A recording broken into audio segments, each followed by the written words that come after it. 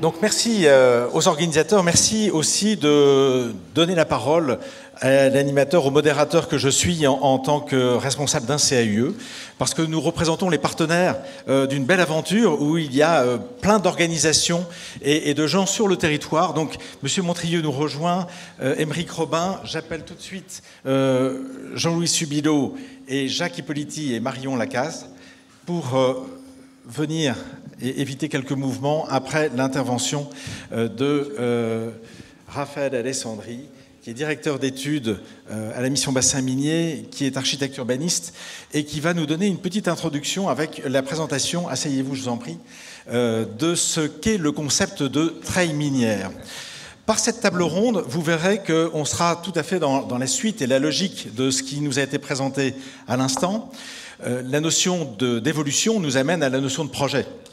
Donc Jean-François avait indiqué effectivement la manière dont le dossier a été monté, qui fait projet lui-même, et puis la manière dont ce projet du bassin minier UNESCO nous invite à un nouveau projet de société. Donc je crois que là, notre table ronde va chercher à explorer cette affaire-là, avec en introduction un propos de Raphaël qui va nous parler, et on verra pendant cette table ronde, comment nous allons pouvoir jouer aussi des retournements de mots, de sémantique, d'images. On en a parlé depuis ce matin, la manière de regarder autrement. Donc la treille minière pour apprendre du territoire et comprendre pour agir autrement. Introduction de Raphaël. Alors, voilà. Bon, bonjour. Alors là, je vais en effet vous parler de la treille minière, alors je vais essayer de faire en sorte que ce ne soit pas un jargon en plus, mais plutôt une image pour essayer de mieux comprendre le territoire et sa complexité. Alors une treille, vous savez ce que c'est, j'imagine, c'est une vigne faite avec des ramures, un réseau, des grappes de raisin et des feuilles, qui se développe sur une structure qui conduit sa croissance. Donc a priori, premier abord, on est assez loin de l'image qu'on peut se faire d'un paysage industriel comme dans le bassin minier. Mais en y regardant de plus près, on voit que c'est une image qui peut aider à la fois à mieux comprendre, à mieux décrire et à mieux faire comprendre justement la complexité de ce territoire, d'une part, et l'interaction qu'ont les éléments les uns avec les autres. Donc c'est déjà une image pour mieux comprendre ce qu'on a sous les pieds. C'est aussi une image qui renvoie à la notion vivante de ce paysage culturel en perpétuelle évolution. Mais c'est surtout une image qui propose un nouvel imaginaire territorial, un imaginaire qui peut servir de matrice et de structure sur laquelle on peut fonder des projets d'aménagement, des projets de rénovation, des projets, y compris des stratégies de planification, pour faire en sorte que la manière dont le territoire va évoluer puisse tirer parti de cet ADN pour pouvoir continuer à grandir sans se banaliser et pour pouvoir se préserver sans se figer. Alors, rapidement, une compagnie minière qui arrive sur le bassin minier, elle doit se développer, elle doit faire fructifier son activité, et pour ça, il y a deux fonctions de base. Donc, aller chercher le charbon, l'exporter, et loger les mineurs et leurs familles. Tout ça, ça induit la construction de toute une infrastructure. On le voit, alors il faut aller chercher le charbon dans la veine, donc on descend des fois jusqu'à 1000 mètres, on construit des chevalements, on retire le charbon mélangé avec du schiste, il faut le trier. Donc les stériles, on en fait des tas comme ça, c'est les terris dont a parlé longuement Jean-François. Donc voilà, tout un héritage, un patrimoine technique avec voilà, ces chevalements, ces terris, mais également tout ce réseau d'anciens cavaliers, c'est ces voies ferrées qui servaient à acheminer le charbon d'une fosse à l'autre, mais également, et Jean-François l'évoquait, dans le bassin minier, il y a eu très peu d'industries connexes. C'est-à-dire que le charbon ne restait pas sur place. Il était exporté, c'est-à-dire que le territoire a été vraiment utilisé comme une ressource de manière non durable. C'est-à-dire qu'on allait chercher le charbon, mais après on l'expédiait au niveau national. Donc on a construit énormément de voies ferrées. Mais également, les compagnies minières sont arrivées sur un territoire très peu anthropisé. L'industrie, la mine est une industrie de main-d'œuvre, donc il a fallu construire énormément de cités minières, mais pas que des logements. C'est-à-dire que les compagnies, les 23 compagnies, avaient aussi une façon d'attirer et de fidéliser une main-d'œuvre qui était extrêmement volatile, qui pouvait bouger d'une compagnie à l'autre. À l'époque, il n'y avait pas vraiment de chômage. Donc l'habitat et les cités minières, c'était aussi un moyen pour elles d'attirer et de fidéliser les main-d'œuvre. Donc c'était aussi dans une logique paternaliste, évidemment. Donc on construit des logements, mais on construit également des écoles, des églises, des salles des fêtes, des stades. Donc voilà. Au final, là, vous avez une petite carte qui montre la manière dont une compagnie pouvait, à sa guise, organiser le territoire d'une concession. C'est-à-dire qu'elle avait le droit d'exploiter non seulement le sous-sol, mais elle avait également le droit de parsemer le territoire avec ses infrastructures. Et on voit se dessiner en rouge l'ensemble de ces infrastructures qui fonctionnent en réseau et qui viennent se surimprimer au territoire préexistant.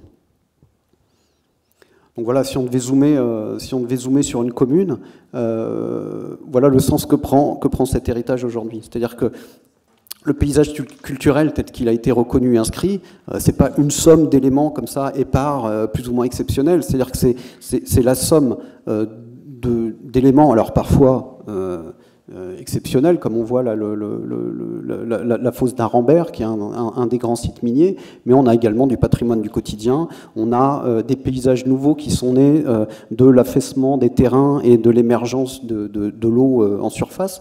Donc c'est tout ça qui forme le paysage culturel. Et quand on émerde une commune comme Wallers, qu'est-ce qu'on fait avec tout ça ? C'est-à-dire que considérer que ces éléments ont une histoire commune et puis des choses à raconter ensemble, ça veut dire que comment est-ce qu'on ouvre le grand site sur les cités autour ? Comment est-ce qu'on fait en sorte que le cavalier qui traverse le territoire soit pas une rupture, mais permette de faire des liens avec la ville de Denain ? Voilà. Et comment on traduit ça dans un projet de ville ? Et à une autre échelle, Émeric Robin l'expliquera, comment on fait projet de territoire. Alors voilà, quand on dézoome un petit peu et quand on s'amuse à surimprimer l'ensemble de cet héritage sur une carte, c'est là qu'on voit se dessiner ce qu'on appelle la treille minière. Alors la treille minière, c'est quoi ?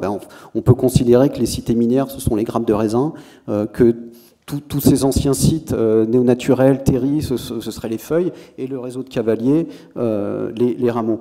Donc, alors, je préviens tout de suite, c'est-à-dire que c'est une image un peu idéale, c'est une image, donc ça sert plutôt à essayer de se projeter, de comprendre de manière assez simple et synthétique comment se constitue le territoire, mais c'est aussi surtout un calque nouveau pour imaginer les projets futurs.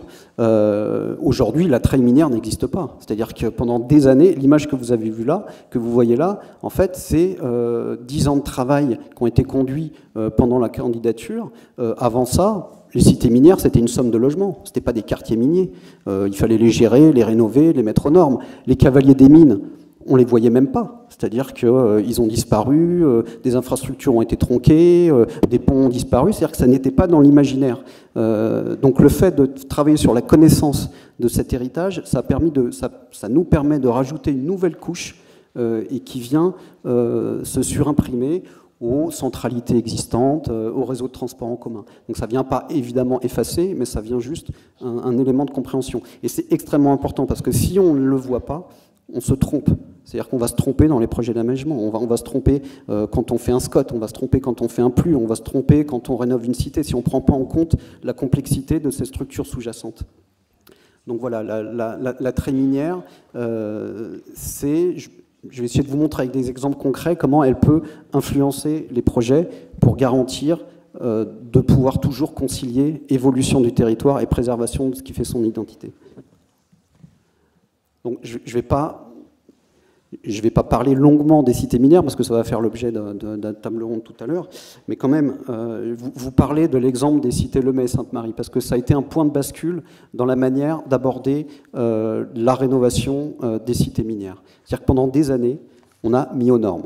On a mis aux normes. Il fallait le faire, on a mis aux normes, on a mis aux normes. On a tartiné du Gersum pendant 40 ans, voilà, sans se poser de questions. On travaillait dans des cités, dans des logements habités. On ne posait pas forcément la question de l'habitabilité à long terme. Il fallait rajouter des salles de bain, connecter les maisons.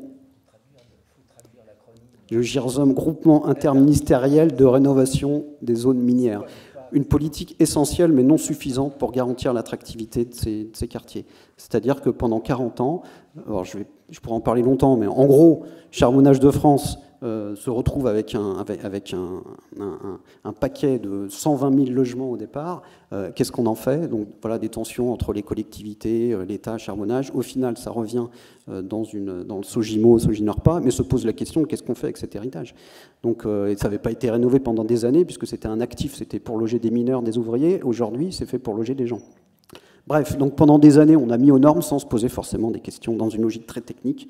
C'est-à-dire, voilà, il faut connecter les logements, donc on enterre des réseaux, on enterre des tuyaux en PVC, on fait couler l'eau à l'intérieur, il n'y a pas de toilette, pas de salle de bain, donc on vient rajouter des boîtes sur les façades, des fois les façades au sud. On a des chambres de 18 mètres carrés à l'étage et une chambre de 18 mètres à l'étage, et puis deux séjours de 15 mètres carrés au rez-de-chaussée, on ne se pose pas vraiment de problème, c'est pas la question. Et aujourd'hui, on se retrouve avec ça. Donc il faut, voilà, et les cités Lemay et Sainte-Marie arrivent à un moment où on se dit, l'inscription de cet héritage sur la liste du patrimoine mondial nous engage à nous poser des questions différemment. C'est-à-dire que les logements qui devaient être démolis, cette cité devait être démolie en partie. Comment est-ce qu'on assume le fait que c'est du patrimoine, que c'est un patrimoine social, mais c'est aussi un patrimoine culturel? Donc comment est-ce qu'on lutte pour éviter cette démolition? Comment est-ce qu'on met autour de la table les collectivités, les bailleurs, les habitants pour imaginer un projet différent? Comment est-ce qu'on passe d'une logique de mise aux normes à une logique de projet intégré? Comment est-ce qu'on dépasse l'échelle de la cellule logement pour parler de la rue, parler des espaces publics? Donc voilà, on le voit par exemple, une maison voilà, qui devait être démolie, qui a été rénovée. Alors, on parlait un peu d'argent. Donc là, c'est entre 93 000 € et 130 000 €, suivant les typologies. On me dirait c'est cher. C'est cher. Si je démolis un logement, c'est 25 000 €. Et si je le reconstruis, voilà, j'arrive à peu près à 190 000 €. Je ne sais pas si Jean-François Campion est dans la salle. Voilà, on en parlera tout à l'heure. Donc il y a des cas de figure où il ne faut pas le faire. Il y a beaucoup de cas de figure où on sait préserver, rénover. Et aujourd'hui, les gens qui habitent dans ces logements, qui ont été entièrement reconfigurés, qui ont une performance thermique acceptable, voilà, sont, je pense, contents d'y habiter. Donc ça a permis de protéger des éléments du patrimoine et surtout d'adapter ces logements pour les familles en place et pour les familles futures. On ne s'est pas contenté de ça, c'est-à-dire que quand je viens habiter dans une cité minière, je viens habiter une rue, je viens habiter un quartier, je viens habiter... Comment est-ce qu'on travaille sur les espaces publics? La question n'était pas posée au départ. Donc aujourd'hui, voilà, il y a un gros travail sur la désimperméabilisation des sols. Je vais être un peu long, je crois. Je vais essayer de... Ouais, je vais être un peu long. Donc voilà, globalement, on est passé d'un projet ponctuel qui prévoyait de la démolition à une approche beaucoup plus intégrée. Alors, Édouard Philippe, quand il est venu pour lancer l'engagement pour le renouveau du bassin minier, est venu lancer officiellement ce grand projet sur les cités Lemay et Sainte-Marie. Ce n'est pas un hasard. C'est-à-dire que ce qui s'est joué ici, sur la base de la volonté de protéger un patrimoine, ça donne le là un petit peu sur la manière de conduire aussi les projets. Donc c'est pour faire le lien entre voilà, la question de la protection du patrimoine, elle l'oblige aussi à se poser des questions différentes et qui peuvent produire des projets peut-être plus intégrés et à plus grande échelle. Alors aujourd'hui, on ne s'est pas contenté. Voilà, la cité a été rénovée. Je ratterris un peu sur la notion de treil, c'est-à-dire que là, vous avez les cités Lemay et Sainte-Marie. Aujourd'hui, ce qui est absolument hallucinant, c'était inimaginable il y a 10 ans quand les cités devaient être démolies. Aujourd'hui, il y a l'office de tourisme du territoire qui est venu s'implanter au cœur du quartier. C'est-à-dire qu'aujourd'hui, la cité est reliée à l'ensemble du territoire via la boucle des Galibots, qui est un ancien cavalier qui a été rénové. Donc voilà, tout ça aujourd'hui, on est capable de faire système. C'est-à-dire que rénover un logement, c'est bien, mais rénover le quartier, c'est mieux, et connecter ce quartier au territoire, c'est encore mieux. Aujourd'hui, voilà, la cité est reliée à d'autres quartiers, aux bases de loisirs. Alors, c'est bien pour les habitants des cités, c'est également bien pour les gens qui veulent venir découvrir le territoire. Donc c'est aussi un enjeu. C'est-à-dire que chez nous, le tourisme, c'est pas Jean-François le disait, c'est-à-dire que c'est un tourisme, mais un peu différent. C'est-à-dire que l'office de tourisme qui s'est implanté, en fait, c'est un tiers-lieu. Les enfants de la cité viennent pour faire leurs devoirs et tout ça. Donc voilà, c'est... Alors, la treille minière peut aussi, au-delà de cela, je vous parlais d'un projet très opérationnel, ça peut être aussi un beau calque pour pouvoir faire atterrir les grands projets de territoire jusqu'au lieu habité. C'est-à-dire que là, on voit en vert, je pense que Jean-Louis en parlera tout à l'heure, on voit le schéma de la chaîne des parcs qui a été conçu par Michel Desvignes. Ce schéma prend appui sur tout un réseau d'anciens sites miniers, de grandes entités hydrographiques et végétales.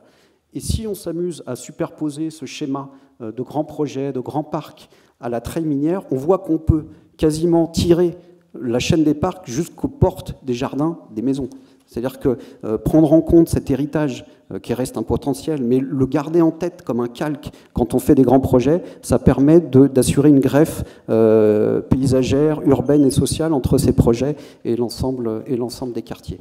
Donc ça, c'est extrêmement important. C'est pour ça que voilà, la treille minière, c'est pas qu'une image, c'est aussi un mode de faire et de concevoir les projets d'aménagement.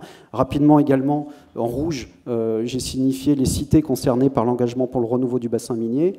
On voit qu'on peut, si on y porte attention, connecter ces cités via des réseaux de cavaliers, par exemple, aux réseaux de transport en commun, desquels elles sont parfois éloignées. C'est-à-dire qu'on peut imaginer des circuits de rabattement qui permettent de connecter ces cités aux réseaux de transport, aux tramways, aux gares, mais également au cœur constitué, au cœur urbain. Il ne s'agit pas de déconnecter, justement, c'est un enjeu de reconnexion et de retissé. C'est également la treille potentiellement un outil pour faire de la planification urbaine un petit peu différente. Comment est-ce qu'on arrive à résoudre la quadrature ? On est un territoire diffus, on l'a évoqué, hein. C'est-à-dire qu'il n'y a pas une centralité et une banlieue. Il faut intensifier les cœurs urbains, et Jean-Louis Suillot en parlera, c'est-à-dire qu'on ne peut pas, pendant des années, justement, avec le GIRSOM que j'évoquais, on a saupoudré, c'est-à-dire qu'on a fait tout un petit peu partout, on a rénové toutes les cités sans se poser des questions, dans une logique égalitariste, donc voilà, il fallait le faire, on a rénové. Aujourd'hui, il faut se poser les questions différemment. Mais comment est-ce qu'on arrive à intensifier les cœurs urbains sans laisser de côté le reste du territoire ? Sur le SCOT de Lens-Liévin et Nain-Carvin, il y a 350 000 habitants, les villes-centres, Lens et Liévin, c'est 70 000 habitants. Ça veut dire que, faites le compte, il y a plus de 200 000 habitants qui vivent en dehors. Donc la manière de connecter ces centralités avec les cités minières, c'est aussi non seulement le moyen d'avoir un aménagement du territoire plus équilibré, c'est aussi le moyen de lutter contre l'étalement urbain. Parce que qu'est-ce qui s'est passé pendant des années ? Pendant que le SCOT disait qu'il faut intensifier les cœurs urbains autour des réseaux de transport, sur un axe est-ouest, ce qui s'est passé, c'est exactement l'inverse. C'est-à-dire que les gens qui sont prêts à venir habiter sur le territoire se font construire des lotissements dans les Froges Nord et Sud, et pendant ce temps-là, le cœur constitué, on n'arrive pas. C'est-à-dire que pendant qu'on met 10 ans ou 15 ans à sortir un projet de renouvellement urbain avec l'EPF, avec tout ça, pendant ce temps-là, dans notre dos, il y a des lotissements de 300, 400, 500 logements qui partent. Donc l'enjeu de la planification urbaine est extrêmement important. Et enfin, on l'évoquait, le bassin minier est inscrit sur la liste du patrimoine mondial, 353 éléments, très peu sont protégés. Très peu sont protégés avec des outils du Code du patrimoine. C'est-à-dire que dès le début, dès 2007, on s'est saisi des outils de la planification urbaine pour les tordre, entre guillemets, et en faire des outils pour protéger le patrimoine. Là, vous avez un exemple, par exemple, sur le PLUI de la CAPH, où on a travaillé avec les équipes d'Émeric Robin pour faire en sorte que cette treille minière puisse être non seulement intégrée comme élément à protéger, mais j'ai envie de dire surtout imaginé comme élément pour susciter du projet et faire du lien entre les différents éléments du territoire. Donc la planification, chez nous, c'est un outil pour concilier protection, évolution, transformation. Et voilà, très rapidement, mais vous allez en parler, la treille minière peut même développer l'imaginaire, puisque ça a été le sujet pour le projet Europan.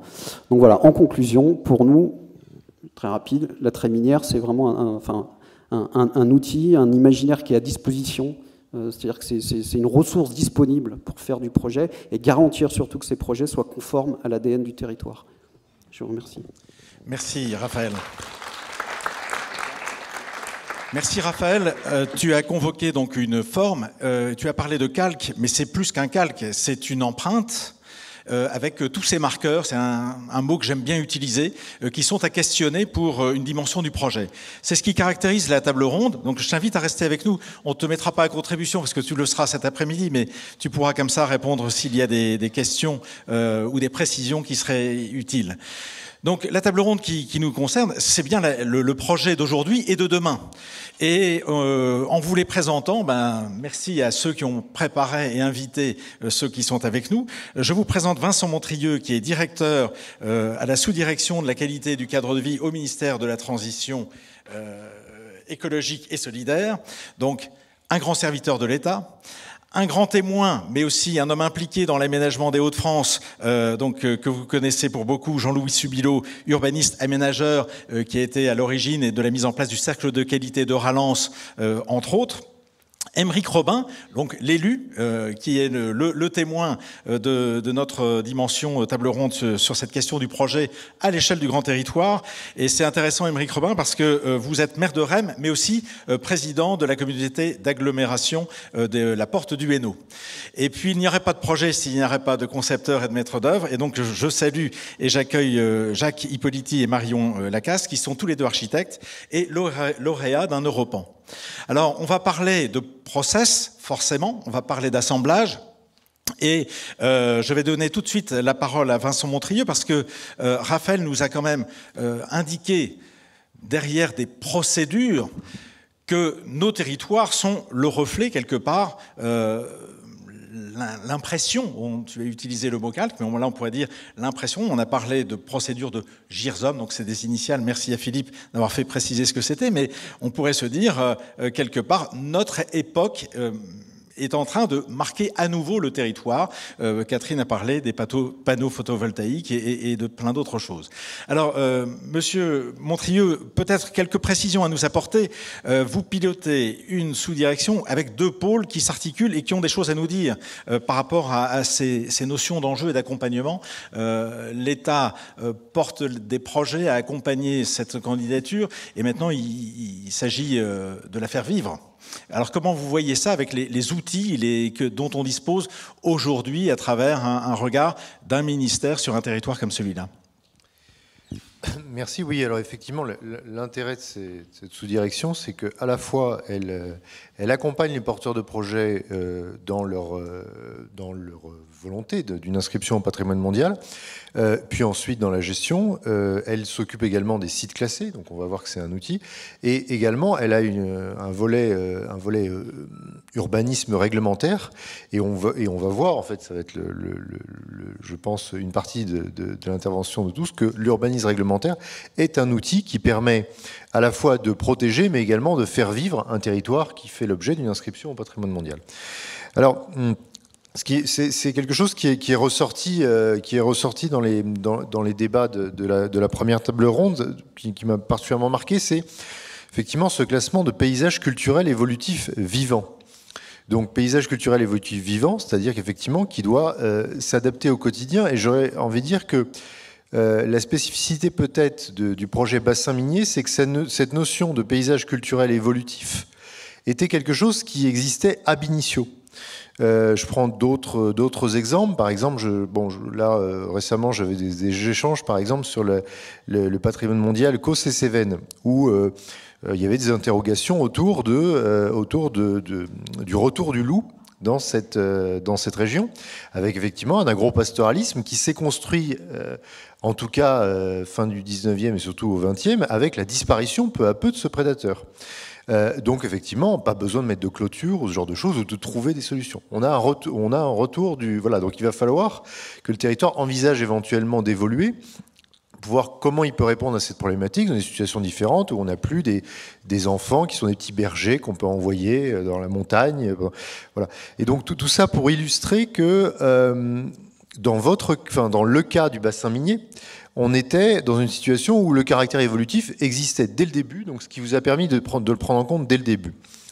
Avec deux fondamentaux, peut-être sur tout projet au patrimoine mondial. Donc d'une part, l'héritage, donc qui a été en fait la pierre angulaire de la reconnaissance internationale. C'est pour ça que c'est du fait de cet héritage et la manifestation en fait d'une intervention de l'homme, notamment sur la nature, qui notamment constitue sa valeur universelle, mais également le fait que le deuxième fondamental, me semble-t-il, dans ce territoire, c'est un projet de territoire qui fédère et qui donne du sens. Enfin, je crois que Jean-François Caron l'a clairement rappelé. Hein. C'est avec cette spécificité où on a un territoire où on associe et on fédère l'ensemble des habitants et on aboutit à quelque chose plutôt que l'inverse. Et donc, comme je le disais, avoir en fait la vie d'un site avec des projets emblématiques et une conciliation entre des usages du quotidien, donc les usages du quotidien des habitants qui vivent dans ce territoire, et la relation aux visiteurs, puisque une inscription au patrimoine mondial, ça conduit effectivement à un développement touristique, et donc il faut articuler les deux. Améliorer la qualité de vie pour les habitants et promouvoir la découverte du territoire, rendre possible et visibles les mesures de conservation du patrimoine naturel, culturel et paysager, tisser des liens de solidarité territoriale entre le cœur patrimonial et le territoire d'approche, parce que ça c'est toute la problématique également entre le cœur de bien et les zones tampons, et préparer l'avenir avec les transformations. Et donc ça nécessite finalement de mettre cet héritage patrimonial au cœur des stratégies d'aménagement et de développement. Et pour ça, on a besoin effectivement d'un certain nombre d'outils. Alors, les outils, on peut le voir. Enfin, on a deux types d'outils. On va avoir des outils qui sont des outils de protection forte. Je prends par exemple à la fois ce qui relève du Code du patrimoine, c'est les outils monuments historiques, qui sont une première réponse, et également autre outil de protection forte, le site classé. Donc effectivement, on a évoqué le classement qui est intervenu en 2016, effectivement, qui permet d'offrir une garantie d'avoir effectivement sur des zones bien délimitées une véritable protection forte. Mais s'agissant d'un territoire aussi vaste et impliquant en fait des problématiques de grands paysages tels que le bassin minier, tout cela n'est absolument pas suffisant. Et ça a déjà été rappelé, c'est-à-dire qu'il faut de manière essentielle que l'ensemble des documents d'urbanisme, documents de planification urbaine, puissent effectivement être également des outils qui permettent la conservation, la gestion du bien et son évolution. Et là, effectivement, alors je répète un petit peu ce qui a pu être dit, mais je le cite précisément, parce que ça me paraît vraiment être très important, le fait que la loi LCAP ait prévu spécifiquement que le représentant de l'État dans le département, lorsqu'une collectivité élabore un document d'urbanisme, effectivement, porte à connaissance les dispositions du plan de gestion, c'est véritablement un point très important, puisque ça permet d'articuler, effectivement, c'est pas des contraintes, c'est comment on préserve et comment on fait vivre ce territoire dans cette logique de patrimoine mondial avec des évolutions urbanistiques qui correspondent à des évolutions à la fois des attentes d'une population qui peut croître ou décroître, un besoin de réaménagement naturel qui conduit à des évolutions économiques qui doivent permettre une évolution territoriale et également d'autres aspects, je pense notamment à deux effectivement qui ont été évoqués. D'une part, la transition énergétique avec le développement des énergies renouvelables, mais également d'autres sujets tels que le zéro artificialisation nette, donc effectivement auxquels vont être confrontés l'ensemble des collectivités très rapidement avec des documents d'urbanisme à revoir pour en tenir compte. Tout ça devant s'intégrer dans ce cadre du patrimoine mondial et sans évidemment mise sous cloche. Pour cela, on a un certain nombre d'outils et notamment des outils qu'on essaye de promouvoir qui sont les plans de paysage qui ont notamment été utilisés. Alors je pense que le maire de Rem en parlera bien évidemment puisque sa commune a été lauréate 2019 de l'appel à projet, qui sont des outils qui vont exactement dans le sens de ce qui me semble avoir été la teneur de nos échanges depuis ce matin. C'est un plan de paysage, c'est quoi ? C'est voir comment on peut conserver un paysage de qualité dans un cadre participatif, c'est-à-dire il y a vraiment une logique de prise en commun de ce que veut une population sur un territoire donné pour répondre aux défis de l'avenir. Des défis de l'avenir, ça va être la transition énergétique, effectivement, ça va être comment laisser sa place ou redonner de la place au végétal, ça va être des adaptations de manière générale aux évolutions futures. Donc ça, c'est un premier outil très utile, et puis je laisserai effectivement les autres intervenants le développer et échanger avec eux. Également, je cite d'autres points, mais j'ai été frappé notamment par la qualité d'outils tels que les guides pratiques d'études d'impact sur la valeur universelle qui ont été élaborés par le bassin minier, en fait, avec les cahiers techniques de 2016. J'ai regardé en préparant cette intervention, avec notamment un certain nombre de croquis qui permettent effectivement, et c'est très utile pour ceux qui élaborent ensuite des documents de planification, de voir qu'on peut éventuellement envisager le développement d'ENR. Ça peut être du panneau solaire, ça peut même être des éoliennes, mais à condition de ne pas les mettre n'importe où. Et donc pour ça, effectivement, ce type de guide peut permettre effectivement d'associer les deux. On a également un travail qui est réalisé en partenariat avec l'ADREAL, l'ADRAC et le bassin minier sur une aire d'influence paysagère pour la transition énergétique. On est également dans cette même idée. Je m'arrête ici pour laisser la parole aux autres intervenants, mais tout ça pour indiquer que voilà, on a un ensemble d'outils, et ce n'est qu'avec la conjugaison de l'ensemble de ces outils qu'on peut effectivement faire vivre ce territoire et préserver son identité, préserver sa valeur universelle, tout en ne mettant pas, bien évidemment, les habitants sous cloche, puisque justement, l'idée avec cette inscription au patrimoine mondial, c'était de redonner du sens au territoire et à leurs habitants. Et effectivement, c'est dans cette logique-là qu'on doit s'inscrire. Merci, Monsieur Montrieux. Alors, vous avez bien fait de parler d'urbanisme de projet quelque part, mais on voit bien que l'urbanisme de projet est une vraie question dans nos sociétés, parce que forcément, ça renvoie à de l'urbanisme réglementaire. Il y a une application de la loi à un moment donné. Et donc, il va falloir à un moment donné trouver les bases sur lesquelles nous faisons société, parce qu'il y a des arbitrages qui vont devoir être faits. Il me semble d'ailleurs que sur l'image de la treille, moi ce qui me marque, j'en avais discuté en préparant la table ronde avec Jean-Louis Subilo, attention aux images. Mais l'image de la treille, ça n'est pas qu'une image, c'est une réalité d'une ingénierie d'aménagement, d'exploitation de ce territoire-là, dans une logique industrielle. Tout a une logique, tout fait système. Donc la question que j'ai envie de te poser, Jean-Louis, pour ouvrir, je sais que tu as prévu quelques diapositives, quelques images, c'est toi qui as connu X situations d'aménagement et qui est arrivé dans le bassin minier autour des enjeux de Rallance, qui en a été le promoteur avec la notion de cercle de qualité. Comment peut-on imaginer cette notion d'assemblage qui crée une nouvelle dynamique? Les ingénieurs des houillères avaient leur logique. Quelles sont les logiques qui sont à promouvoir pour réussir à faire projet à cette échelle-là? J'ai mis quelques images. Bon, je passe vite. Mais je crois que c'est très important pour répondre à ta question et pour être dans le fil de toutes les interventions très riches qui ont eu lieu,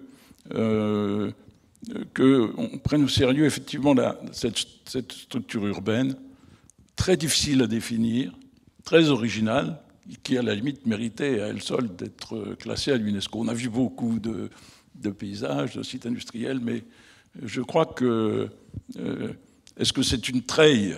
Alors on pourrait dire que oui, puisque le label Rallance, par exemple, a classé un vignoble puisque c'est évolutif, les terris, comme l'a rappelé Jean-François Caron, qu'il a appelé avec humour le Charbonnet, donc qui fait un excellent vin sur le terri d'Aillicourt. Voilà. Donc, tu as raison, c'est une treille. Est-ce que c'est un archipel? Voilà, c'est aussi un archipel. C'est un système en réseau, sûrement, et on en parle beaucoup à l'intérieur du cercle de qualité même, c'est débattu, mais je pense que ce ne sont pas des questions qui sont des questions subalternes, car c'est important de comprendre, comme a dit Jean-François Caron, il faut comprendre qui l'on est et comprendre bien comment a été constitué le territoire, tout ce qui est construit est tout à fait fondamental pour voir dans quelle mesure il peut être le support il est support d'identité, comment est-ce qu'il peut être un support de développement, et je crois que c'est très important. Mais évidemment, treille ou archipel sont des images métaphoriques sur des conceptions spatiales, et la question spatiale est bien loin d'épuiser le sujet qui nous préoccupe ici. Les maires qui sont présents le savent bien. Alors voilà, donc je suis intervenu, effectivement, comme tu l'as rappelé, dès 2008-2009, alors que le Louvre allait arriver et que Jean-François Caron et toute l'équipe préparaient le dossier pour l'inscription au bassin minier de l'UNESCO. J'arrivais de Lille, où j'avais dirigé Euralil, et vraiment j'ai été frappé par justement la force de ce paysage et la nécessité de ne pas avoir des réponses toutes faites pour y répondre. C'est-à-dire tout ce que j'avais connu ne fonctionnait pas. Il fallait véritablement être contextuel, inventer et écouter et regarder et faire émerger le projet de tout cela. Donc les deux moteurs, puisque c'est Daniel Percheron qui me demande de venir là, les deux moteurs de la transformation du paysage ou de sa transition, de la transformation du territoire, c'est le bassin minier UNESCO, le Louvre-Lens, au démarrage. Voilà. Et donc ça, c'est vraiment, ça pousse à l'excellence et ça pousse à la reconnaissance internationale et à oser. Donc ce territoire, Daniel Percheron, lui, le voit comme une métropole qui s'ignore. Souvent, il dit, bon, voilà, c'est la 8e agglomération française, par exemple, le bassin minier du Pas-de-Calais, avec 650 000 habitants. Et donc, il voit une métropole un peu différente, qui sera une métropole complémentaire de la vie de la métropole de Lille, mais qui réellement permettra de répondre aux défis sociaux et économiques profonds posés par le territoire. Et ce choix d'emblée de l'histoire, du patrimoine, et deuxièmement de la culture, est un choix de fond de toute cette politique. Je crois qu'il faut le comprendre, il est assez original, et ce n'est pas superficiel, c'est vraiment le fond de l'affaire. Donc, dans le cadre de cette politique, tout de suite, on est lancé un grand dialogue compétitif, parce qu'on dit il faut, pour accueillir le Louvre dignement, il faut ne serait-ce que créer des chemins, lui donner un cadre, mettre en valeur ce qu'on appelle les cités du Louvre, toutes les cités qui sont autour du Louvre. Et pour accueillir cet équipement, on lance un grand dialogue compétitif à un niveau international qui est gagné par des vignes, Porzampar. Et le fait que ce soit un paysagiste est très important. Et c'est pour ça que je voulais montrer l'image qui est l'image du plan directeur, car pour être à une autre échelle que celle que l'on a abordée jusqu'à maintenant, ce plan directeur qui est fait d'emblée, les élus sont conquis par cette idée. Vous étiez l'archipel noir, je suis arrivé ici. En fait, vous êtes déjà l'archipel vert. Et cet archipel vert, il va être support d'urbanisation et de développement. Ce qui est très important de voir, c'est que notamment, pardon, je vais trop vite, je ne sais pas quand je reviens, je vais être support de développement. Et donc le plan directeur qui est très vite réalisé, le schéma des espaces publics allant au Louvre, qui est fait immédiatement dans la foulée, car il faut accueillir le Louvre en 2012, là on est en 2010, et donc il met en valeur comme un axe structurant ces cavaliers, ces espaces laissés par la mine, qui peuvent servir de liant et de lien à tous ces lieux, et notamment, on parle un grand arc équipé allant de la gare de Lens jusqu'à Liévin, en passant par le terrier du Louvre, le stade Bollaert, aujourd'hui est implanté le centre de conservation des œuvres. Et cet arc, il a une ramification, c'est l'image que vous voyez en haut à droite, très forte, très importante, vers les terrils dont parlait Jean-François Caron, ces pyramides de Khéops, ces deux terrils jumeaux qui vraiment marquent tout le paysage. Et tout autour, des cités minières. À Lens, il y a 40% de cités minières. Mais ces cités minières, elles sont faites chacune, et à Liévin, et à Grenay, à côté, le maire de Grenay est là. Et ces cités minières, elles sont toutes tournées sur elles-mêmes. Donc le premier constat que l'on fait, c'est quand on regarde avec des vignes, le nombre d'impasses, il n'y a pas de lien entre le territoire, puisque chacun, Jean-François l'a rappelé, vivait de manière fermée autour de la production de la mine. Donc les cités ont une qualité extraordinaire de dessin, mais elles sont juxtaposées. Il n'y a pas de ville constituée, sauf les quelques villes historiques, évidemment de Valenciennes ou de Béthune ou de Douai. Mais ici, tout a été créé autour de la mine. Et je crois que le coup de génie du regard qui est porté, c'est de dire on ne va pas combler tous les vides, mais ces vides sont insécurisants.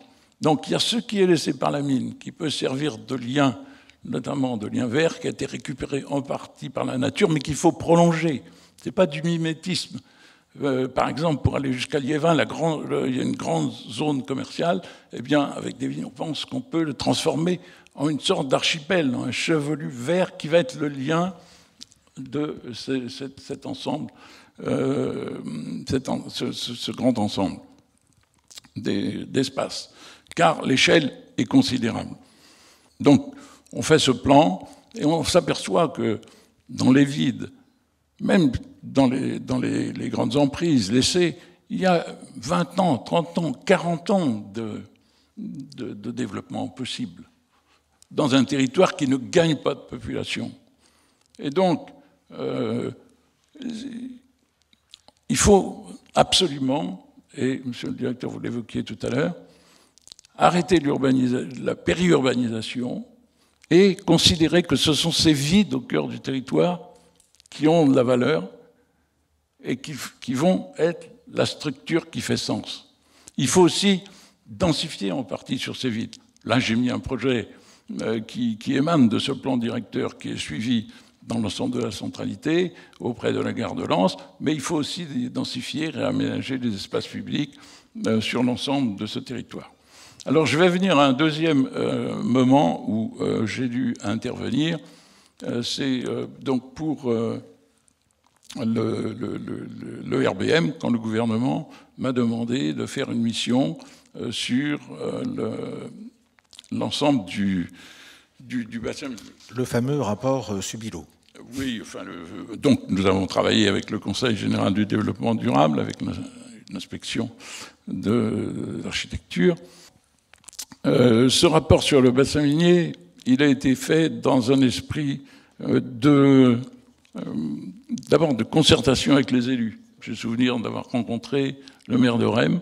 Il a porté sur une échelle beaucoup plus grande, qui est l'échelle des 120 km de long dont on parlait tout à l'heure, des 1 200 000 habitants, des 9 communautés d'agglomération ou de communes, qui ont en commun cette structure urbaine particulière héritée de l'histoire. Et donc il a été fait vraiment en essayant de définir avec eux des priorités.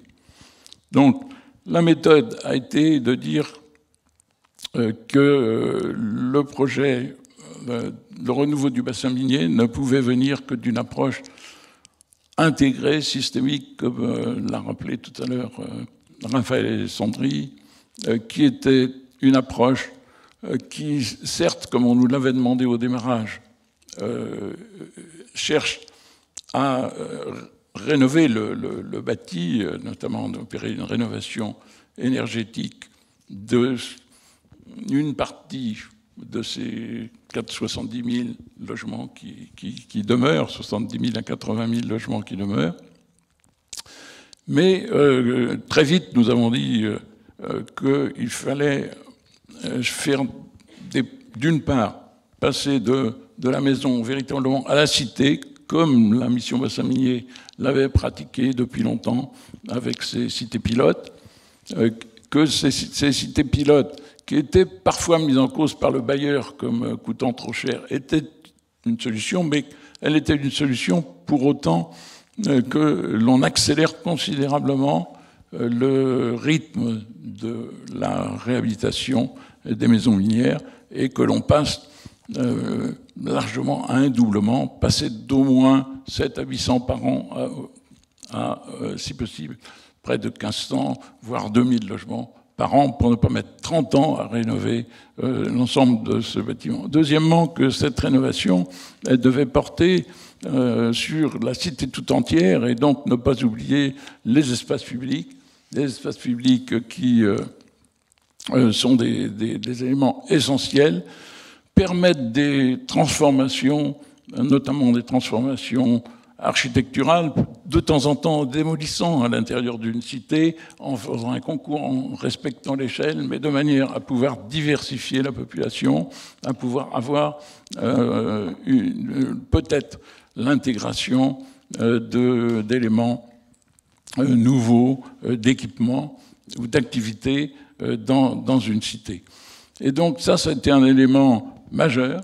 Deuxièmement, on a bien mis au jour qu'il fallait parallèlement relier les cités aux villes, choisir en priorité celles qui étaient proches d'une chaîne des parcs, celles qui avaient des problèmes sociaux évidemment importants, une grande qualité patrimoniale, mais celles qui pouvaient être mises en relation avec les cœurs de ville.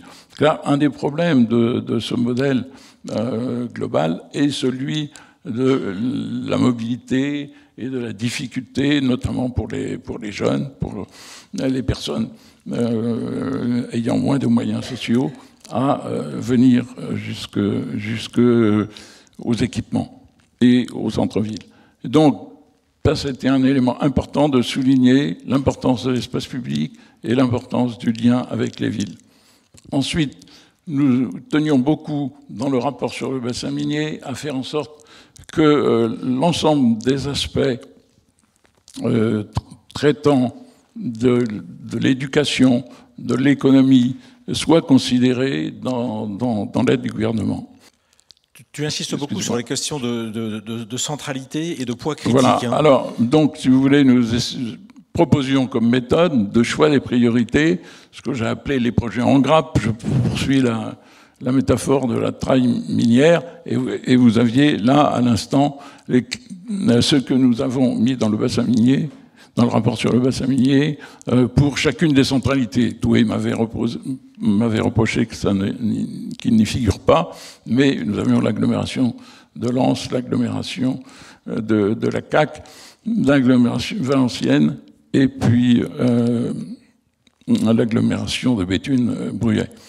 Et donc, on voyait bien qu'à chaque fois, nous étions dans des cas de centralité très différents de centralité classique, c'est-à-dire que l'échelle est très grande et qu'il y a vraiment une importance fondamentale à relier tout ça. Alors, ça suppose une gouvernance, ça suppose des moyens financiers, et ces moyens financiers étaient chiffrés dans le RBM. La première phase de réalisation de l'ERBM a été lente à se mettre en place, car j'ai présenté ce rapport, c'était au gouvernement Cazeneuve, c'était ancien, il y a eu des changements politiques, ça a été long à se mettre en place, ça s'est bien mis en place, relativement bien sur la réhabilitation des logements, mais très faiblement sur tout l'aspect urbain. Et donc, réellement, je crois que l'effort à faire aujourd'hui, c'est un effort à la fois de gouvernance et un effort de solidarité, notamment nationale, d'équité territoriale, pour renforcer considérablement les moyens apportés aux communautés du bassin minier. Merci Jean-Louis. Donc tu fais la transition pour passer la main à Aymeric Robin. Alors Aymeric, ça se fait pas trop, mais comme on se connaît bien, comme Jean-François, on peut se tutoyer de longue date. On est entre nous, il paraît. En plus, on est entre nous et on travaille ensemble, donc ça facilite les choses. Jean-Louis a parlé de gouvernance, il a parlé de cette échelle hors norme et puis de cette idée de ne pas tout diluer.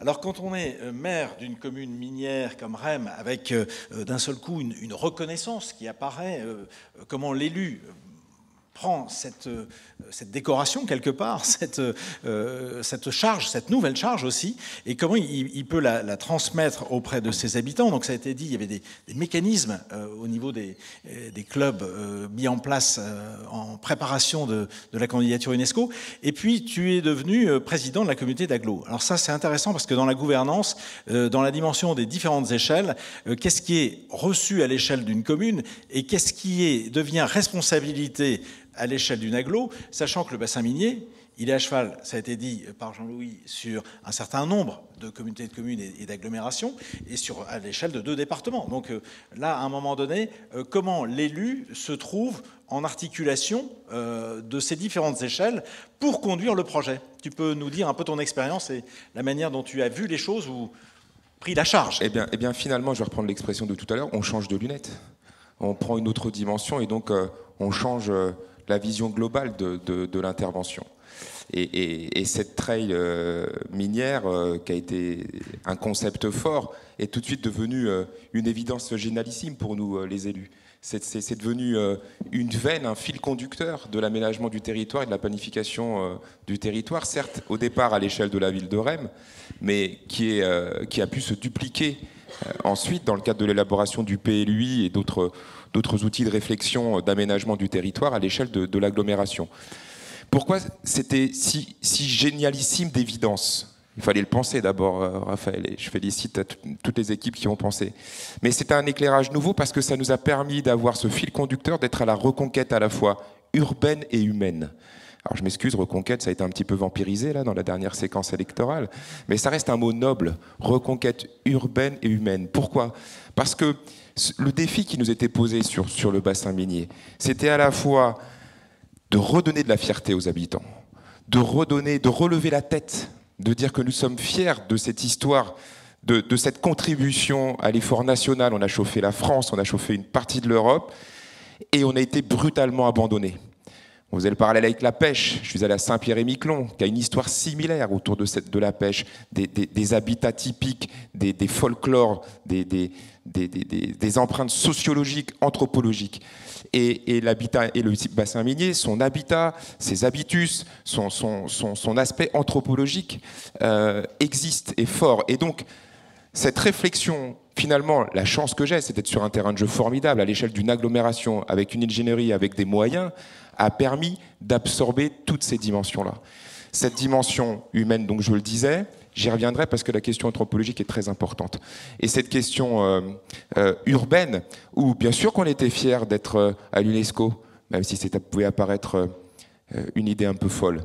Mais si on veut se comparer aux pyramides d'Égypte, si on veut se comparer au Mont-Saint-Michel, à la Tour Eiffel, il fallait aussi remettre du beau, refaire du beau, magnifier la source originelle que sont les cités minières. Ce que tu nous dis, c'est qu'il y a une exigence de qualité que vous recevez comme une invitation à l'excellence.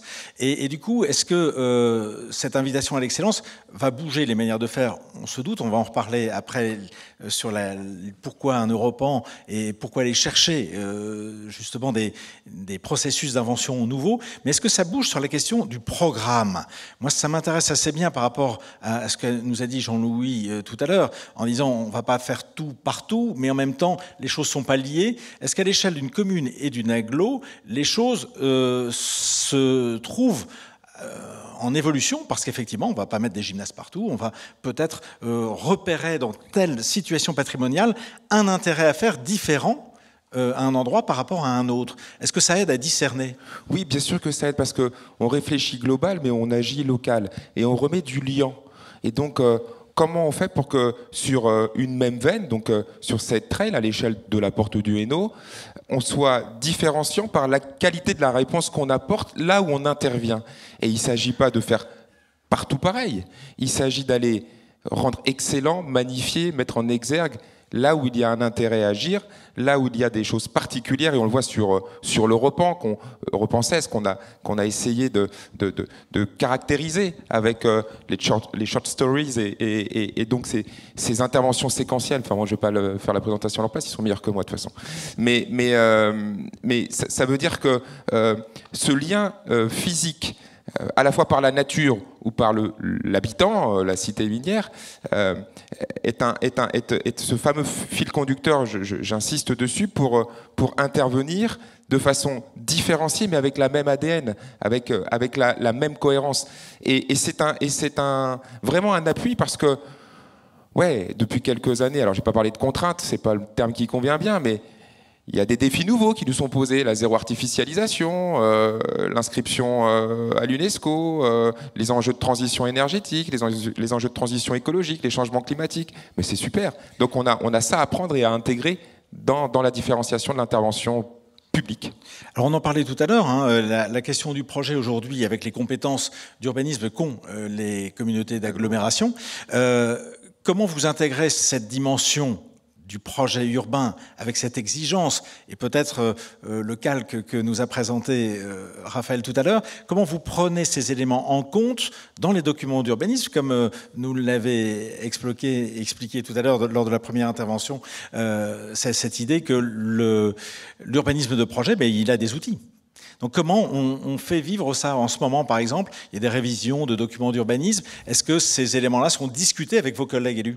Oui, on le discute. Oui, alors ils sont intégrés dans les outils de planification, et le principal, il n'y en a pas non plus 50, hein, c'est le PLUI, et qui définit à des endroits des OAP, des PAPAG, enfin voilà, je ne vais pas être technico-technique, hein, mais c'est ça veut dire qu'il y a des outils réglementaires qui sanctuarisent, et nous, on a pris comme pari, comme ambition politique, au sens noble du terme, d'intervention utile publique, cet enjeu de la valorisation patrimoniale et architecturale et humaine du bassin minier dans nos outils. Donc, on en a discuté avec les élus. Alors, on a 47 communes. Hein. Certes, on est dans le bassin minier, mais globalement, il y a entre 15 et 17 communes qui sont concernées par la notion... 160 000 habitants. 160 000 habitants. Et ensemble, mais il faut acculturer. Ça aussi, hein, il faut s'approprier ces défis, au même titre qu'on disait qu'avec les populations, les habitants, il faut les élever. Enfin, on a deux solutions de faire de l'émancipation humaine. Hein. Soit on fait de l'émancipation par l'assistance, hein, soit on fait de l'émancipation par la co-construction et de l'émancipation par l'apprentissage. Bon, mais dans tous ces outils réglementaires, dans toutes ces réflexions de planification, on intègre ces dimensions-là. Alors, à un moment donné, dans cette dimension, il y a aller chercher une ambition, s'inscrire à l'Europan, ville vivante, vitalité métabolique et vitalité inclusive. Alors là, il faut décoder parce que je pense que pour les autres pays qui sont autour de la question de l'UNESCO, ils comprendraient pas. Là, on est parti très loin. Mais en tout cas, on parle de synergie, on parle de co-évolution, de co-construction. Quelle a été l'idée, le déclencheur pour aller chercher l'Europan et s'inscrire à l'Europan? Il y a des voisins qui avaient fait école. Ben justement, tu lis dans mes pensées, je vais quand même rendre à César ce qui appartient à César, et je vois Freddy Kaczmarek dans la salle. C'est lui qui un jour a passé un coup de fil en mairie de Rennes à ma directrice générale des services, qui m'a relayé l'appel et qui m'a dit, il y a un truc qui s'appelle Europan, franchement, faut y aller avec la traille minière, avec ce que vous faites sur Rennes, avec ce que vous faites sur la porte du Hainaut, faut y aller. Moi, j'ai considéré que c'était un petit peu hors sol. Pardon de le dire, que les mecs, vous étiez un petit peu perchés, mais au fond, quand même, derrière, comment on pouvait mettre en récit encore, de façon conceptualisée, tout ce qu'on avait dans nos tripes, tout ce qu'on essaye de faire vivre au quotidien, avec les habitants, avec les partenaires, pour ensuite en retirer des outils d'intervention, des outils de réflexion, des outils d'acculturation partagés, on s'est dit banco. C'est un sacré boulot, mais c'est une vraie ambition qui qui contribue à la fierté qu'on veut donner à notre territoire. Alors c'était à l'échelle de l'agglo. On Oui, peut juste, avant de donner la parole au concepteur, redonner un peu le champ. Donc c'était à l'échelle de l'agglo. Exactement. Combien d'équipes ont concouru sur cette thématique? Rappelez-moi, 4 des équipes qui ont concouru. Oh, bien plus. Oui, non, mais nous, après, on en a retenu 6 qui ont été retenus. Voilà, donc 6 ont planché sur différents territoires de l'agglo. Plusieurs dizaines de candidatures à l'échelle européenne. Donc c'est des équipes qui viennent travailler sur des sites candidats à la thématique d'Europan. C'est ça. Alors on va leur donner la parole. Tout de suite, ils vont se présenter peut-être l'agence, c'est l'occasion de parler un peu de votre travail et de la posture que vous défendez à travers cette candidature qui s'adresse à des jeunes équipes au niveau européen sur une thématique qui change au fil du temps, mais qui a ses territoires d'expérimentation un peu partout en Europe. Donc merci beaucoup de nous accueillir, Jacques Hippolyte, Marion Lacasse. Nous on est un peu des nouveaux venus dans le bassin minier. On est très heureux d'être là et de pouvoir partager nos hypothèses de projet avec vous. Donc on est une jeune agence d'architecture et d'urbanisme qui s'appelle Vis-à-vis et on a participé à l'Europan sur donc la communauté d'agglo de la Porte du Hainaut avec cette proposition Short Stories qu'on va vous présenter très très rapidement. En commençant le projet, on a reçu toutes les informations sur la treille minière et en regardant l'envergure du territoire du bassin minier, même chez nos voisins belges, en fait, on s'est rendu compte qu'il y avait, grosso modo, 2 grandes attitudes de projet qu'on pouvait envisager. Une qui est sur la gauche, qui serait de partir un peu du grand territoire et d'en comprendre les structures, les enjeux, d'en déterminer des orientations pour ensuite venir interroger des sites de projet beaucoup plus précis.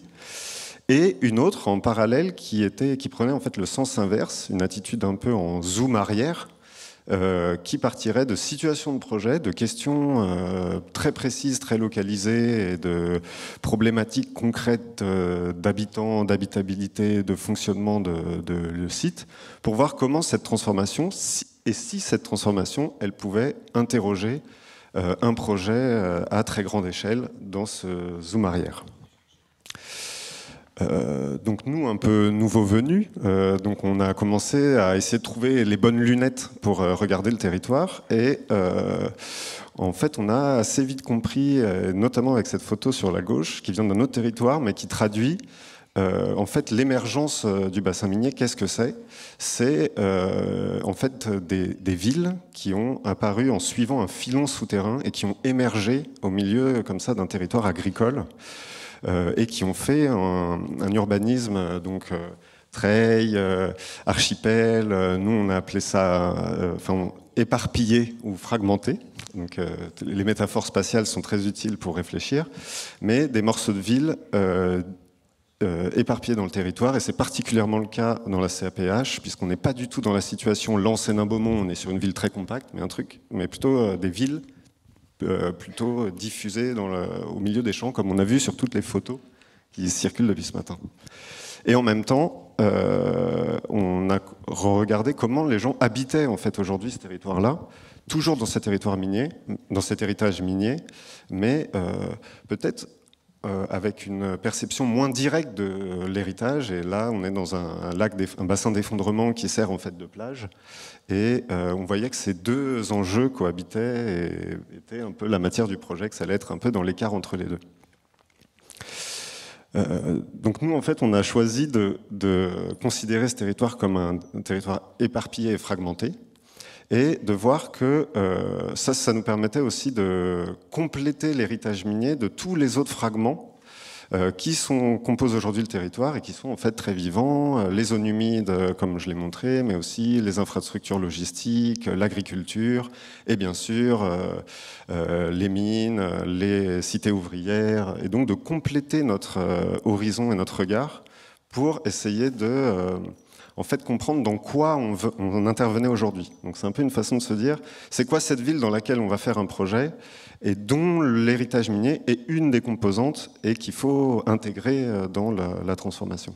Donc là, juste pour expliciter un petit peu cette méthode, donc le cadre du concours avait ça de particulier, c'est que donc on nous demandait de réfléchir à l'échelle de la stratégie, à l'échelle de la CAPH, donc de la communauté de communes de la Porte du Hainaut, et le concours proposait 4 sites d'études.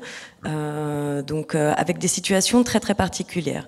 Donc un des choix nous qu'on a fait, c'est de faire une proposition sur ces 4 sites, et je vais vous en présenter un. Donc pour expliciter un petit peu cette méthode du dézoom. Donc là, on se situe sur la commune de Wallers-Arambert, et la situation très particulière qui nous était proposée donc à la réflexion était celle d'une école, donc issue de l'époque minière, dont il s'agissait de réfléchir à une transformation, une extension, parce qu'elle apparaissait plus adaptée aux besoins de la commune. Donc on est parti de ce projet d'école pour essayer d'interroger la possibilité d'une reconfiguration donc à plus grande échelle. Donc là, comme vous le voyez, cette école, on est parti de la parcelle, et puis on a comme ça dézoomé pour arriver jusqu'à l'échelle de la CAPH. Donc une de nos hypothèses donc, a été de chercher à transformer la logique un peu insulaire de cette école, donc qui était constituée de bâtiments isolés sur une parcelle fermée, en proposant donc une extension en forme donc de piste d'athlétisme qui permettait donc d'utiliser cette piste pour rejoindre les bâtiments existants et agréger des nouveaux qui donc pourraient s'ajouter au fur et à mesure des besoins. Donc ça a été la logique à l'échelle du bâtiment. Et puis cette piste permettait finalement d'ouvrir le bâtiment sur ses extérieurs, parce que tout ce qui était de l'ordre de l'équipement scolaire était fonctionnel, parce que quasiment protégés par cette piste circulaire, et les bâtiments qui s'agrégeaient tout autour pouvaient bénéficier aussi au quartier qui environne cet équipement. Et cette école se situe à proximité du site Creative Mine, donc à Arambert, et fait face de l'autre côté de la départementale à une maison de l'ingénieur qui est actuellement désaffectée, qui est située au milieu d'un petit bois, qui est la trace d'une ancienne carrière.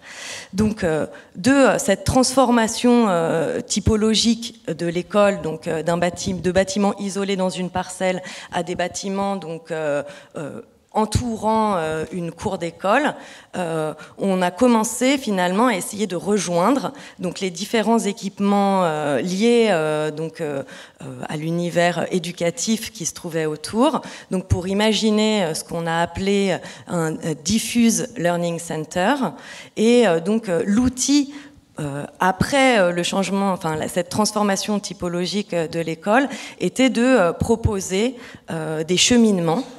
Donc une forme de voie douce qui permettrait à la fois de rendre accessible cette école depuis les quartiers environnants et de le reconnecter aux autres sites qui l'entouraient.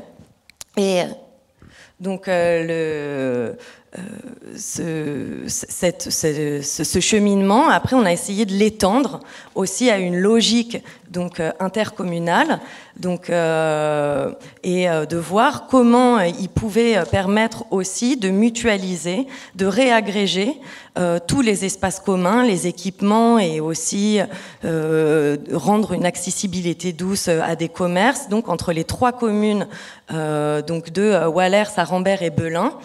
Et en essayant de proposer une logique opportuniste de cette reconnexion en fait des voies douces, à la fois en réactivant donc ces cavaliers miniers qui étaient présents donc dans cette cité minière et à proximité du site Creative Mine, mais aussi en étudiant la possibilité d'y agréger des cheminements issus plutôt du territoire agricole, avec des chemins agricoles, des drèves ou des voies arrière dans les opérations de logement, donc ce qu'on a appelé en fait la réactivation d'un chemin des écoliers qui à la fois faisait de la transformation de cet équipement, de cette école communale aussi une étape dans un circuit plus large qui permettait de reconnecter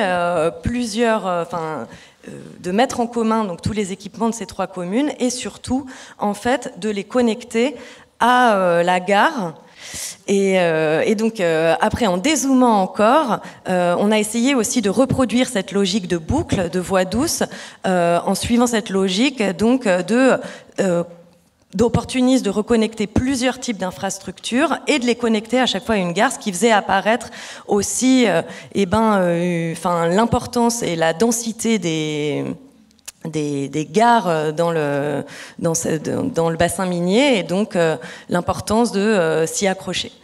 Donc là, c'est une image qui vous montre un peu plus précisément cette transformation typologique avec donc cette piste qui permettait donc de passer d'un bâtiment centripète à un bâtiment centrifuge et donc son insertion à l'intérieur de ce plus grand réseau pour reconnecter différents sites.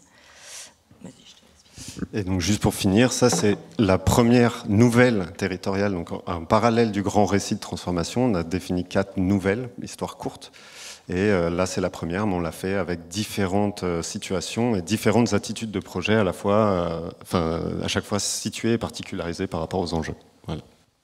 Merci. Alors juste une question qui vient tout de suite. Où en est-on sur ce projet et quel bénéfice là, peut-être au niveau des décideurs et de la mise en route des projets, quel écho en tout cas? Comme toujours sur ces questions-là, on est sur des temps longs. La transformation urbaine, c'est du temps long. Nous avons pu faire partager le retour d'expérience d'Europe-Française aux élus et aux maires en particulier concernés par les sites de travail. Et l'ambition, c'est d'en transformer l'essai, comme on dit au rugby, avec peut-être pas sur la totalité de ce qui est présenté, mais en tout cas, il faut que ce qui a été généré par ce travail trouve une traduction opérationnelle dans les années qui viennent et que quelque part, cette réflexion vienne, puisqu'on est sur la trail et l'Even, vienne irriguer le territoire de ces réflexions novatrices et conceptualisées à l'instant pour nous le rendre vivant. Merci. Alors, peut-être 2 réactions de l'un et de l'autre, de ces apports qui peuvent paraître conceptuels, mais qui enrichissent la grammaire. Moi, ce qui m'intéresse, c'est de comprendre que, en tant que métier de spatialiste et de concepteur, on utilise un vocabulaire et des formes. Et là, l'aller et retour des changements d'échelle ouvre des pistes qui peuvent peut-être faire peur parfois, c'est peut-être des trop grandes échelles. Comment vous pouvez réagir l'un et l'autre sur l'apport de telles démarches dans des situations, c'est quasiment de l'expérimentation. Comment à un moment donné on utilise ces consultations, qui sont des consultations, des concours d'idées en quelque sorte, dans des territoires d'expérimentation. Peut-être Monsieur Montrieux, est-ce qu'il y a une place dans nos outils pour avoir ces retours d'expérience? Alors, je pense qu'effectivement, il y a la place. Oui, c'est bon, ça marche. Il marche. Il y a la place effectivement pour un retour d'expérience, et je crois notamment, peut-être il y a deux aspects importants. Un aspect peut-être d'accompagnement financier et un aspect d'urbanisme réglementaire. Premier aspect en urbanisme réglementaire, alors effectivement, c'est parfois un travers dans certains cas. On se fait toujours un monde, entre guillemets, de l'évolution des documents d'urbanisme, avec une angoisse, oh là là, il va falloir y faire une révision, c'est très compliqué. En fait, on a essayé de simplifier les choses, on peut faire de la modification simplifiée, de la modification. Il y a moyen d'aller beaucoup plus vite, sans pour autant négliger en quoi que ce soit la nécessaire concertation et la participation de l'ensemble du territoire. Mais effectivement, avec ce type de projet et de proposition, on peut faire des évolutions qui sont effectivement sur le temps long, mais peut-être pas si long que ça. En fait, les outils d'urbanisme sont suffisamment souples pour permettre effectivement de voir comment on peut faire vivre de tels projets qui sont effectivement des idées très intéressantes à décliner sur un territoire donné. Et puis alors, l'aspect un peu financier, c'est que c'est vrai qu'on est sur un territoire où on a un certain nombre de friches industrielles qui peuvent être mobilisées pour un certain nombre de projets de ce type-là. Et cela tombe bien, on a effectivement un fonds friche qui permet effectivement d'accompagner un certain nombre de projets. Et typiquement, qu'il s'agisse de projets de ce type, qu'il s'agisse notamment, je pense, à tous les projets de développement d'énergie renouvelable, à de la réindustrialisation, dans un certain nombre de cas, on peut, grâce à ces fonds friche, mobiliser un territoire qui est déjà artificialisé, ce qui évite de prendre sur des terres agricoles qui sont par ailleurs c'est vrai que le paysage de cette région a justement un intérêt d'avoir encore des territoires agricoles qui sont mêlés avec ce territoire urbain. Donc évidemment, il ne faut pas manger sur le territoire agricole, mais ce qui tombe bien, c'est qu'on a un certain nombre de friches industrielles. On peut avoir des aides sur ce plan-là et donc avoir la possibilité de développer des projets, des outils, tout en restant dans l'esprit que l'on évoque depuis le début du patrimoine mondial. Voilà, un territoire vivant, mais un territoire qui exploite ce qui est déjà là. Ce que vous évoquiez sur le zéro artificialisation nette comme objectif qui nous donne une belle opportunité pour ces territoires. Jean-Louis, une réaction par rapport à cette démarche et peut-être un conseil, une recommandation que tu pourrais faire aux acteurs qui sont présents? Non, au contraire, j'ai vraiment beaucoup aimé la démarche. Elle m'a inspiré plusieurs réflexions. D'abord, pour vous, monsieur le maire, en tant que responsable à la communauté des portes du Hainaut, parce que je pense que là, vous avez une démarche qui est véritablement intercommunale, au sens fort. Or, un des problèmes majeurs du bassin minier, j'ai pas assez évoqué tout à l'heure, mais il y avait trop de choses à dire, c'est vraiment ce problème du morcellement communal. Là, vous avez un projet qui, en plus, si j'ai bien compris, lie plusieurs communes. Donc, vous avez tout le vocabulaire spatial, mais vous avez aussi le projet pris par le bas, par les usages, mais aussi porté par des politiques qui font tomber un peu les frontières. C'est une approche programmatique à l'échelle du territoire. C'est tout à fait fondamental sur ce grand territoire. Ça me permet, si vous permettez, et votre réflexion, d'évoquer deux choses que je n'ai pas dit tout à l'heure. Euralan, sur le bassin minier du Pas-de-Calais, a lancé depuis 10 ans une politique de labellisation de projets. Cette politique de labellisation de projets, souvent, elle vise beaucoup à labelliser des projets de ce type, et de plus en plus. Au démarrage, on a été sur des grands projets ou des très beaux projets, comme les projets de Grenec, la programmation de la Cité d'Estaminet, le maire est ici. Mais de plus en plus, on est sur des projets vraiment d'usage et qui portent sur la transition écologique. Par exemple, cette année, on labellise un projet de transformation d'une friche commerciale à Neu-les-Mines en lieu de transition écologique, sociale et d'agriculture urbaine. On labellise un projet, on a dominé un projet Coron des Arts qui vise à avoir tous les artisans d'art très importants auprès du Louvre, qui s'implanterait dans une cité minière totalement transformée aux abords du Louvre. Donc tout ceci, vraiment cette multiplication des initiatives est très importante. Je te propose d'en rester là, parce que quand on me confie un rôle de modérateur, il y a la mesure du temps et la matinée a été très, très, très riche. Ce que je voudrais peut-être, c'est retenir quelques éléments et interpeller Raphaël, comme ça, c'est lui qui aura le mot de la fin de la matinée. Moi, ce que j'ai compris, c'est que là, il y a de l'expérimentation, il y a des trajectoires. Est-ce que, et qui peut opérer cette mise en relation avec comme point de référence le patrimoine? Parce qu'il ne faudrait pas que les projets racontent un nouveau récit en oubliant le récit d'où l'on vient. parce qu'effectivement, il faut sans cesse garder nos repères. Alors, est-ce que c'est vous, la mission Bassin Minier, qui faites ce rôle de chef d'orchestre? Comment vous voyez ces initiatives prendre dans le Nord, dans le Pas-de-Calais, dans une commune, dans une interco, avec un partenaire qui peut être l'établissement public foncier, qui peut être les CAE, qui peuvent être d'autres structures? Comment vous voyez les choses? Et je vais emprunter un terme à quelqu'un que je connais bien dans la salle. Comment vous regardez les choses pour faire des valeurs d'exemple, des éléments qui puissent être transmis d'un territoire à l'autre? Est-ce que vous endossez ce rôle-là? On a 1 heure? Non. 1 heure et demie?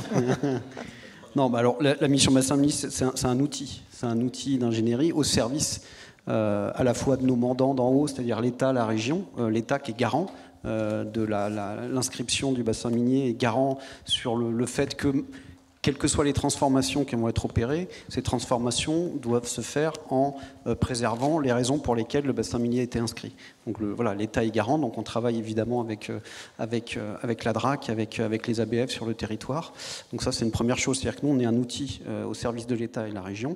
On est un outil au service des territoires, beaucoup plus localement. Donc là, on accompagne aussi les communautés d'agglo et les communes. Et ce qui m'a intéressé, c'est on est un territoire sur lequel on est toujours obligé de zoomer, dézoomer.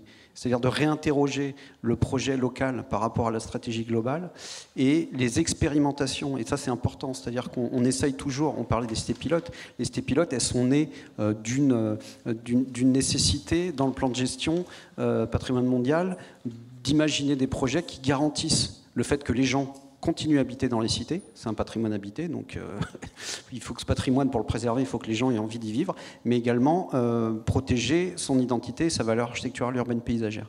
Donc ça, c'était la grande ambition.